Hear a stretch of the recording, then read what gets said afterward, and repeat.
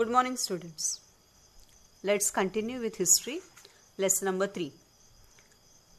Religious synthesis.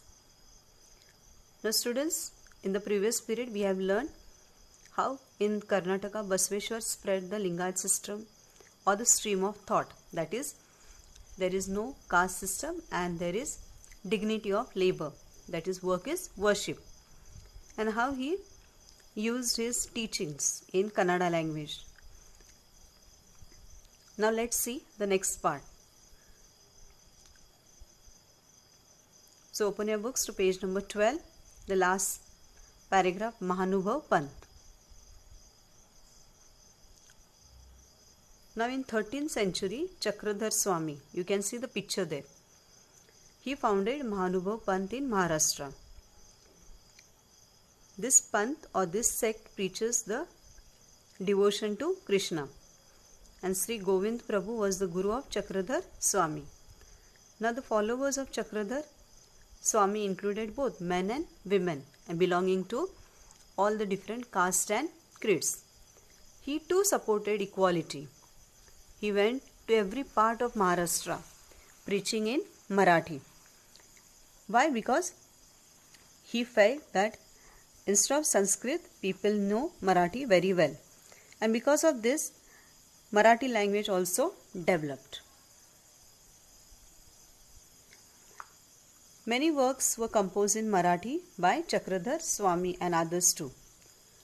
This sect mainly spread in the Vidarbha and Marathwada regions of Maharashtra. Riddhipur in Vidarbha is an important place for the people of this sect. Even today, they follow this. This sect reached up to far away regions like the Punjab and Afghanistan. Even in Punjab, we can see the preachers of this sect. Even Afghanistan, we can see. Now, some of the compositions of the Mahanubhav Pant, if you see in your textbook, they are the treatise, that is Leela Charitra, compiled by Mahim Bhatt. It is explaining and describing the deeds of Chakradhar Swami. Dhawale, the first Marathi poetess in India, she wrote Mahadamba, that is Sutra Prabhat, Sutrapat and Drishtant Pat, compiled by Keshavas, and Vachaharan of Damodar Pandit, Shishupal Vad of Bhaskar Bhatt Borikar, and Rukmini Swayamvar of Narendra. Now there is one more conversation between a Hindu and Muslim written by Sant Eknath.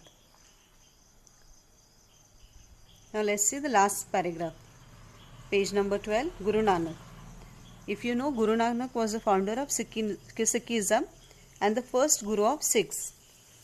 His work has been mentioned as a great attempt at religious synthesis, that is, to bring awakening and to have people respected and dignified. He visited the holy places of both Hindus and Muslims. He also visited Mecca, and he felt that the devotion is common everywhere. We feel that there are many gods, many prophets are there, many devotees are there, but there is only one God. And he taught all the persons that they should be treated equally. His teachings aimed at achieving Hindu-Muslim unity. He wanted the Muslims and Hindus to be united. And so he emphasized chaste behavior. He liked chaste behavior, that is good behavior. Everybody should respect each other. Many people were influenced by the teachings of Guru Nanak, and many people followed him. And because of this, his number of followers increased day by day. And the people who followed Guru Nanak are known as Sikhs, that is Shishyas, meaning disciples.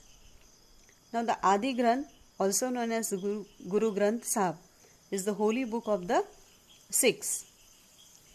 The Adi Granth includes compositions by Guru Nanak, Sant Namdev, Sant Kabir and other saints. Guru Nanak was succeeded by 9 Gurus of the Sikhs. Guru Gobind Singh was the 10th Guru of the Sikh. After Guru Gobind Singh, Sikhs regarded the Guru Granth Sahib as their Guru as per the order of Guru Gobind Singh. Even today, if any function is there in this community, they respect this book and they bring this book in their house and they worship that book. Let's see the last part of this lesson on page number 13, the Sufi sect. Now this is a sect of Islam religion. The Sufi saints believed that God is full of love and the only way to reach to Him is through the humanity, love and devotion. Their main teachings are love for all living things, meditation and simple living. Khwaja Moinuddin Chishti, Sheikh Nizamuddin Awliya were great Sufi saints. The teachings of Sufi saints led to unity in the Hindu and Muslim communities, and because of this there was unity. Sufi music has made valuable contribution to Indian music. If you see, today also we can hear Sufi music. Now if you see in some parts of our country, though there are riots, there are fights, there are misunderstandings, still we find there are some communities, some regions where both the Hindus and Muslims, they worship one God or they celebrate the festivals. If you see for the example of Ajmer, both the sects people, that is Hindus and Muslims, go there. The path of bhakti taught by the saints was easy to follow for the common people. And what was the teaching of bhakti? That is, there is one God and everybody is equal in the eyes of God. And so everybody felt that it is easy to follow. There were no restrictions, no hard rules. It was open to all men and women.